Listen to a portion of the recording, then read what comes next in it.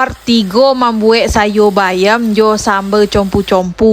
Kada pulo kita li. Jadi sambal sebenarnya kan pakai ikan ke. Jadi wak colik-colik di galeri dah ada basuo video manggoreng ikan do lah, masak aja ikan kok ada orang bertanya wek kok komen lo netizen wek kok dak goreng lah, masak aja ikan aja lah. Sudah wak blender lado langsung lah wak goreng jo tomat-tomat jo bawang-bawang sekali. Tu dak lama lo de api memanggang kuali do lah masak lo lado wak dimasukkan lah isi lai. Cuman isi dak wak sekali wak compun sado do nan mode joreng jo ikan tu cie piring tompe de awak nan towong jo kacang panjang asyang lo pinggan pelota de awak. Masalah kalau ikan jo joreng lo dak abi kini bisa je untuk makan besok lai lomak je besok lai.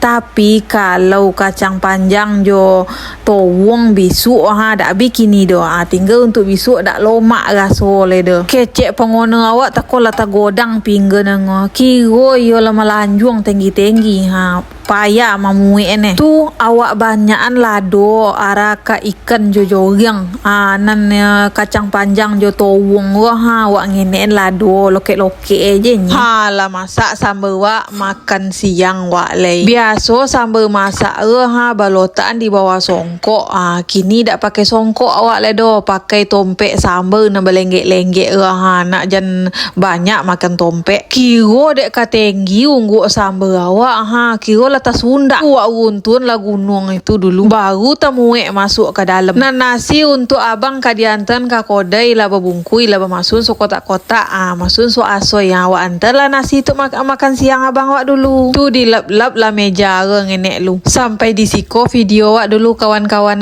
Assalamualaikum warahmatullahi wabarakatuh.